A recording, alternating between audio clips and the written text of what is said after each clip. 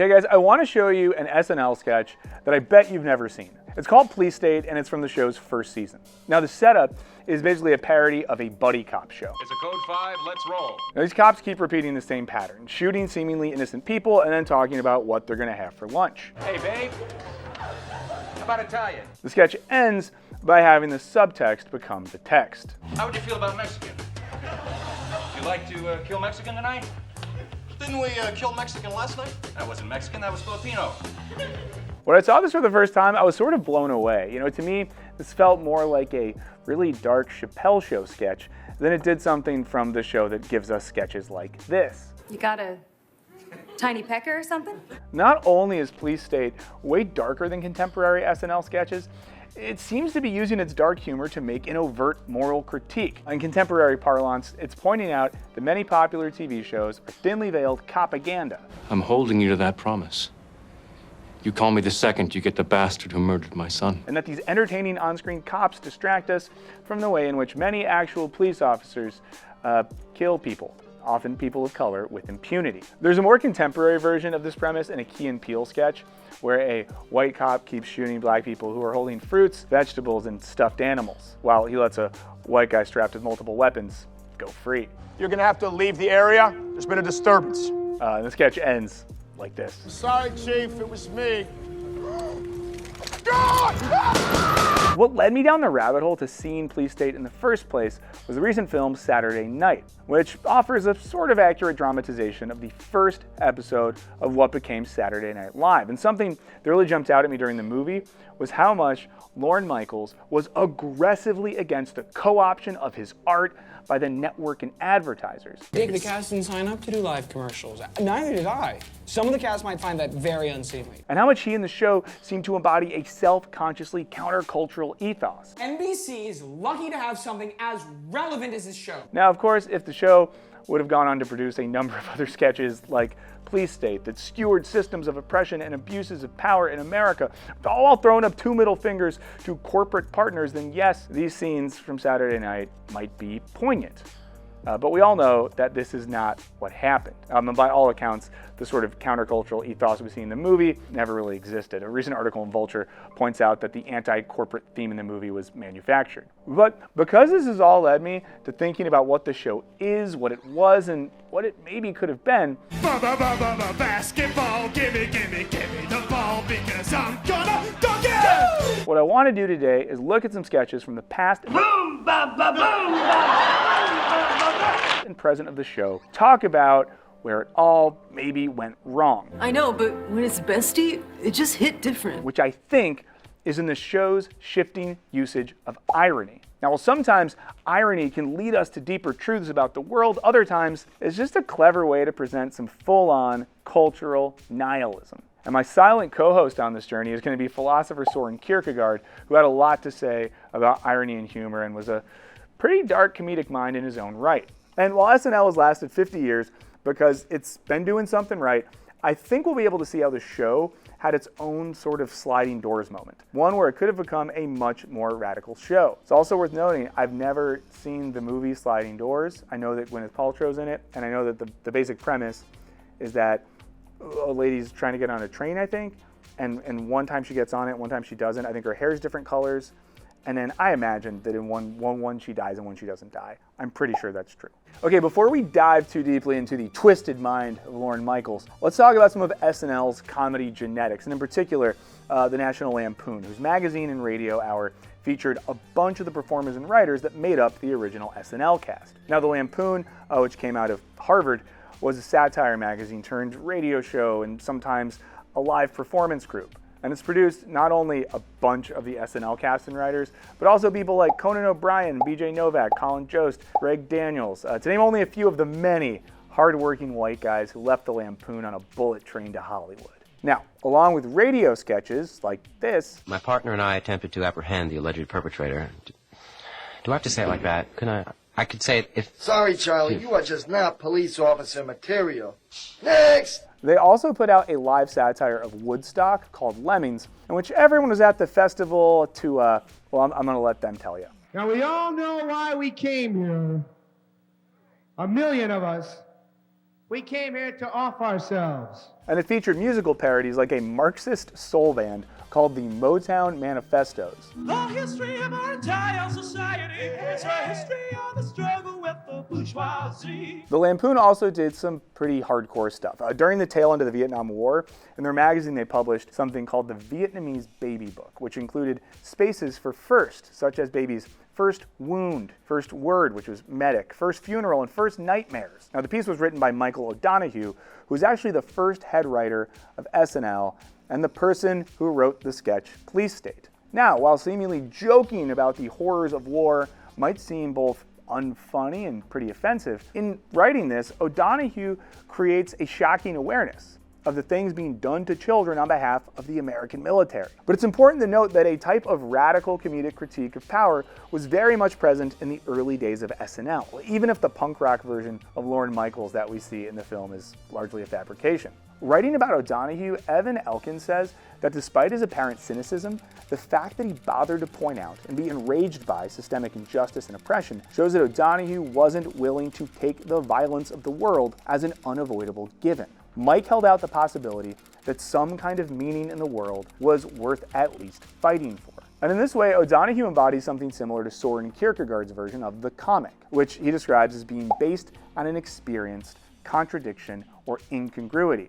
Here's an example of this that Kierkegaard writes. He says, imagine that a man with a loaded pistol stepped up to a person and said to him, "I'll shoot you dead. I'll seize upon your person and torture you to death in the most dreadful manner if you do not make your own life here on earth as profitable and enjoyable as you possibly can." It's a fun prank to do on your friends. You know, get a fake gun and do that to them. It'd be very existentialist of you. The word experienced in Kierkegaard's description is important here because he thinks that this contradiction or incongruity should be literally experienced by the audience. So, you know, in the case of the Vietnamese Baby Book, the aim would be that the reader in the 70s feels the contradiction between the innocence and joy of childhood and the injustice and horror of the way in which war affects children. In Police State, we experience the incongruity between the ideal notion of police as protecting and serving our communities and the reality of police using their power to more or less hunt people down on the basis of race. Now, of course, it's not just police and military violence that can be used in these types of critiques. Another sketch from the first season of SNL, again penned by O'Donoghue, uses Star Trek to critique the studios and executives producing modern television. I'm Captain James C. Kirk of the Starship Enterprise, representing the United Federation of Planets. Hi, I'm Herb Goodman, head of programming for the network. The sketch uses the on-air cancellation of Star Trek to highlight internal anxieties about the continued existence of SNL. We at NBC have decided to, unfortunately, cancel Star Trek. Fired my command. While also pointing to the idea that when a show like this tries to do something new or brave, they're probably going to get axed by guys in suits. Sorry, it's the Nielsen's. If it was up to me, my kids like it. Wait, what are those Nielsen's? According to Elkins, the piece is an example of televised sketch comedy's long tradition of self-reflexively exposing the limits of conventional TV formats and linking their absurd arbitrariness to institutions and representatives of institutional power. So even if it didn't last long, there is some sense that in the early days, SNL had a genuine critical streak and willingness to point their comedic sword outward towards systems of power. I entered Mr. Goodman's mind while you were talking to Dr. McCoy, Captain, and it was all dark and empty in there, and there were little mice. And an inward towards the corporate powers controlling their own show. And in both cases, they were using comedic irony to get that job done. Now, Kierkegaard is useful here because he sees irony as one of the fundamental modes of the comic. Now, it's something that makes clear the absurdity of a given situation, sort of like how Socrates would lead his interlocutors to expose the kind of absurdity and contradiction of their own beliefs. Comedic irony reveals an incongruity or absurdity that's otherwise just sort of hiding in plain sight. But as the show went on, it veered further and further from this initial ironic, critical punk rock spirit. And there's a lot of well-documented ups and downs in the intervening years. You can check that out if you want. Zoinkers, boinkers, I just got bit by the love bat, and it's driving me mad! And if you want to be weirded out, Google Billy Crystal plus SNL plus blackface and learn a lot about the history of SNL. It's not good and not critical and not ironic. It's just uncomfortable. But I want to jump ahead to the modern era of SNL to see how this theory of irony can help us make sense of its social and political critiques or the lack thereof. According to Matt Senkowitz, the best part about 9/11 is that it made SNL a little bit funnier. Okay, he doesn't exactly say that, but more or less he does. We used to try to figure out where you kept all those magazines. Well, I don't buy them anymore. Oh, what are you on the internet? Yes. No! He does argue that I suggest that pre-9/11 SNL can be productively viewed as embracing a mode of comedy akin to the irony Kierkegaard describes, and then that post-9/11 he thinks the show took on a more earnest form of irony. Now Senkowitz is a bit over-reductive in his understanding of Kierkegaard's position on irony, but he's still getting at something here. And I don't blame him for not fully getting it, right? Because I dedicated years of my life to reading Kierkegaard. You know, I learned a little Danish to read Kierkegaard, and it led me to massive amounts of debt and a current career that is completely based on the whims of a digital platform that I have no control over, you know, and market forces I don't have control over, dependent on weird companies that want to advertise here. We probably don't have an advertiser in this one, so I can say that in the future I'm going to be really excited to tell you guys about various consumer products, digital goods, you know, memberships. Because for Kierkegaard, irony can operate in either a nihilist mode or a more earnest mode. Now in the first case, an ironist would be actively using irony to point out some sort of absurdity or incongruity, but they wouldn't be offering any take or position on the situation. On the other hand, the more earnest mode would involve pointing out the absurdity and incongruity that's inherent in a situation and taking a position or making a decision in response to that situation. You know, it's the difference between like pointing out that it's so absurd that humans know our actions are killing the planet, but then not doing anything to change them, and doing the same thing, but pointing to some sort of action or response. You know, saying, hey, it's so dumb and ironic that we're killing the planet, but we know that we're doing it, so let's fix it, you know, by recycling. You know, I've been recycling my whole life.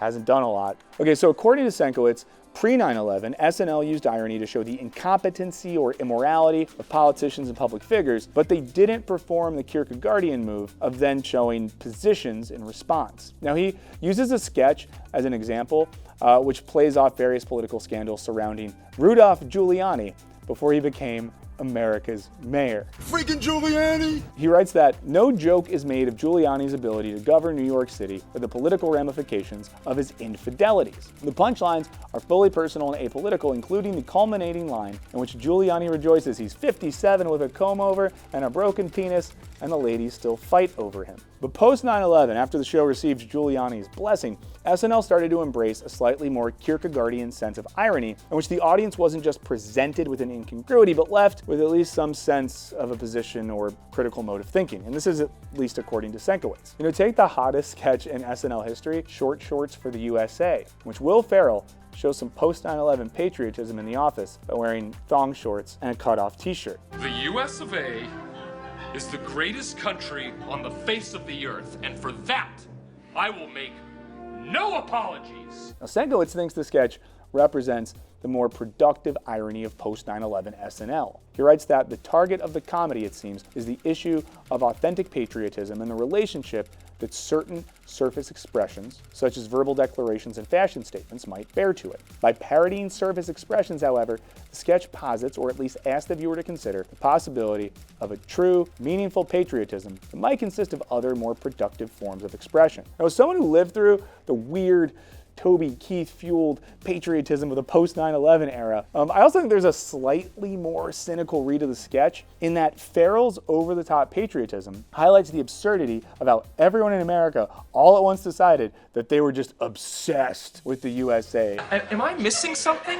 Am I missing something? Do you not want me to be patriotic? And while folks weren't wearing thongs to the office, we did have to start eating freedom fries to punish the French for not wanting to come and do a war with us. But as the post-9/11 era went on, the amount of George Bush sketches pulled the show back to a more nihilistic type of irony, in which nothing was really posited other than, wow, this guy's the president and he's also pretty dumb, isn't that crazy? And now these sketches are often funny, but they're not doing anything to critique a president that did some very bad stuff. There was utterly no legal or military justification for this strike. If you want to do it, Google, what bad stuff did George Bush do? And then let me know what your favorite bad thing that he did was in the comments. Now, according to some, the ironic and goofy presentation of Bush actually helped him become more favorable for the American public, essentially giving more power to the most powerful guy on the planet. As Jeffrey P. Jones writes, if Will Ferrell plays George Bush, they like Bush more. Strategery was entirely forgivable because he seemed like a guy they liked. Hell, your mother's overacting, a C+. Hell, someone just earned a dinner at the Outback. And we see something similar in Tina Fey's impersonation of Sarah Palin from 2008. Every morning when Alaskans wake up, one of the first things they do is look outside to see if there are any Russians hanging around. Rather than a pointed use of satiric irony, it's another instance where the show basically says, wow, it's wild. This weird lady might actually end up in the White House. Thank God she did not. And who could forget one of the weirdest political sketches ever, when Kate McKinnon sang Hallelujah as Hillary Clinton after she lost the 2016 election to a guy that hosted SNL the previous year.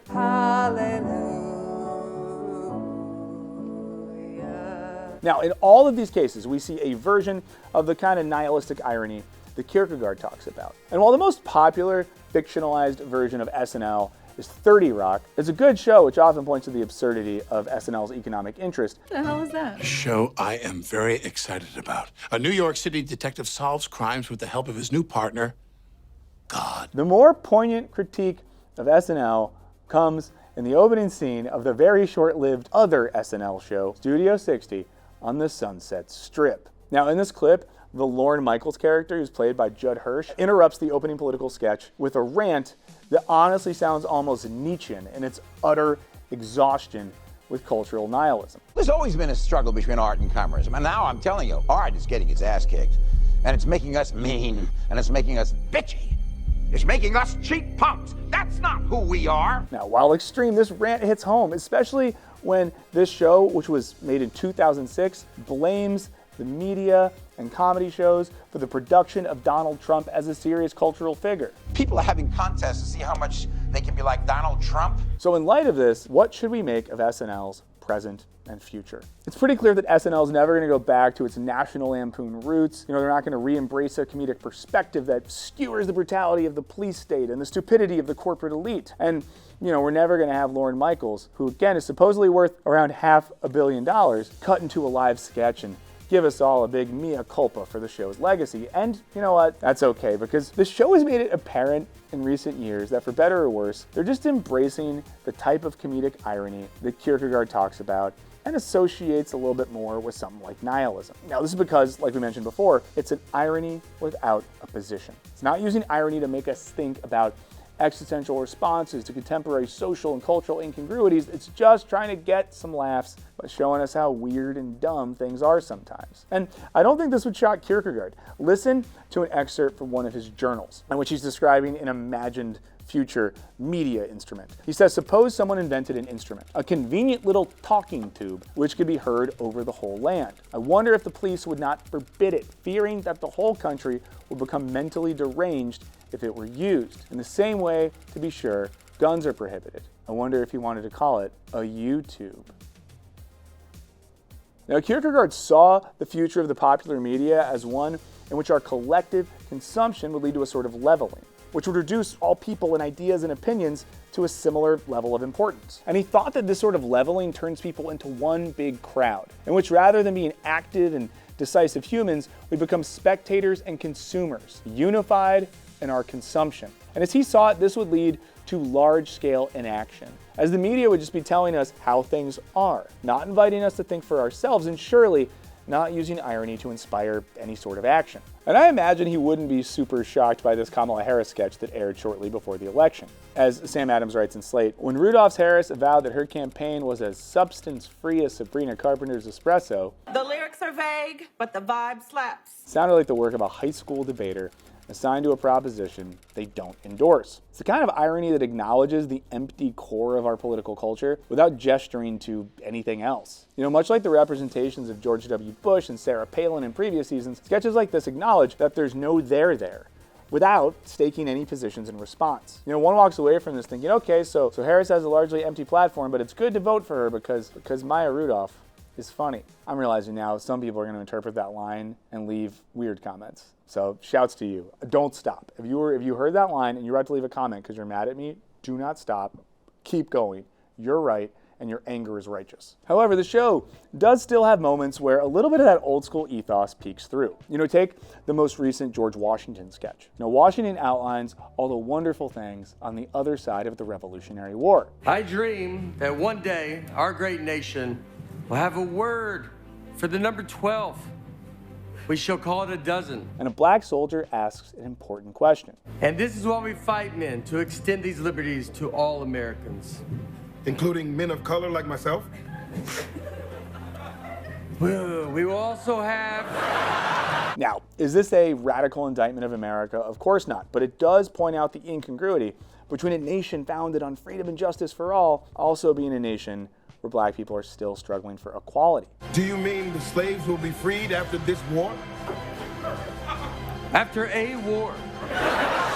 As Adams writes, Washington's dream isn't topical or edgy. It's the kind of thing you can imagine Bob Newhart doing. But it sticks in a way the show's more desperately of the moment bits don't. And while it's exciting to maybe imagine an alternate universe where Michael O'Donoghue and not Lorne Michaels shaped the fundamental ethos of the show, friends, that's not the world we're in. And while SNL is always going to be a vaguely non-offensive corporate comedy show produced by a halfway billionaire, lots of other comedians taking up the mantle of the type of irony that Kierkegaard talks about. Whether that's the YouTube sketches and short films of Connor O'Malley, which sort of deconstruct the superego of contemporary tech-based nihilism. All right, let's break that down. Joke input, Polish, Polak, Polish people establish post-World War II point of humor that Polish people are foolish. Bam! That's how fast Ken works, okay? Black Lady Sketch Show. Our top story.